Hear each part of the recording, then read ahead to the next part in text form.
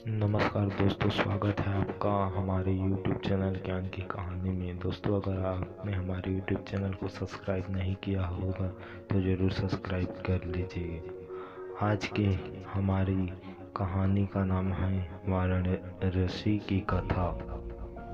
यह कथा द्वापर युग की है, जब भगवान श्री कृष्ण के सुदर्शन चक्र ने काशी को जलाकर राख कर दिया था। बाद में यह वाराणसी के नाम से प्रसिद्ध हुआ।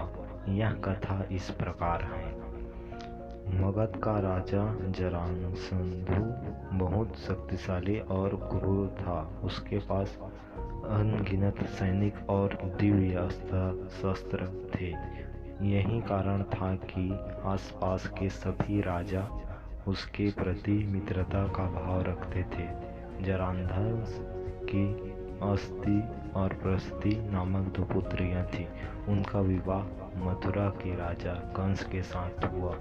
कंस अत्यंत पापी और दुष्ट राजा था। प्रजा को उसके अत्याचारों से बचाने के लिए भगवान श्री कृष्ण ने उसका वध कर दिया। दामाद की मृत्यु की खबर सुनकर जरासंध क्रोधित हो उठा।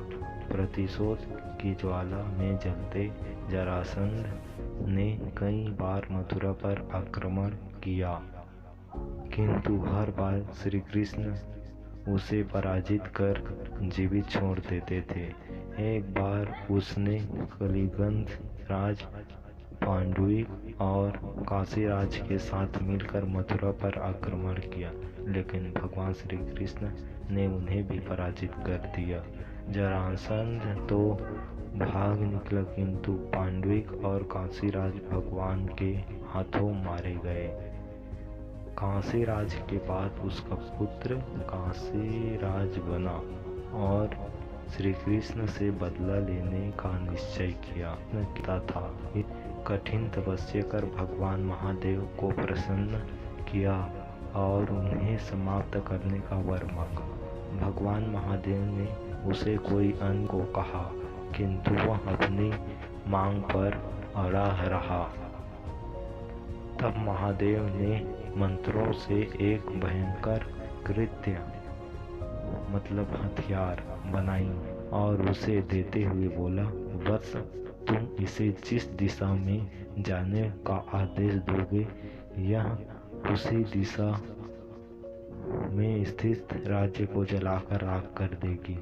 लेकिन ध्यान रखना, इसका प्रयोग किसी भी ब्राह्मण भक्त पर मत करना, वरना इसका प्रभाव निष्फल हो जाएगा। यह कहकर भगवान महादेव अंतर्ध्यान हो गए। इधर दुष्ट कालयवन का वध करने के बाद श्री कृष्ण सभी मथुरा वासियों को लेकर द्वारिका आ गए थे। काशीराज ने श्री कृष्ण का वध करने के लिए कृत्य को द्वारिका की ओर भेजा। काशीराज को यह ज्ञान नहीं था कि भगवान श्री कृष्ण ब्राह्मण भक्त हैं, इसलिए द्वारिका पहुंचकर भी कृत्य उनका कुछ अहित न कर पाई। उल्टे श्री कृष्ण ने अपना सुदर्शन चक्र उसकी ओर चला दिया। सुदर्शन भयंकर अग्नि उगलते हुए कृत्य की ओर झपटा। प्राण संकट में देख कृत्य भयभीत होकर काशी की ओर भागी। सुदर्शन चक्र भी उसका पीछा करने लगा।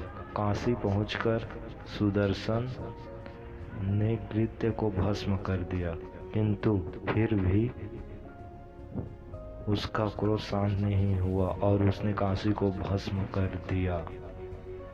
कालांतर में वाणा और असी नामक 2 नदियों के मध्य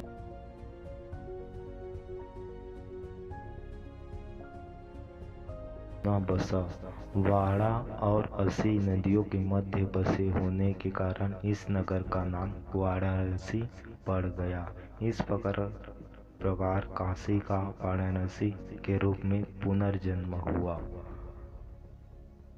दोस्तों, इसी तरह की ज्ञानवर्धक कहानी सुनने के लिए, देखने के लिए हमारे YouTube चैनल ज्ञान की कहानी को कृपया ज़रूर सब्सक्राइब करें। वीडियो देखने के लिए आपका बहुत बहुत धन्यवाद। Thanks for watching.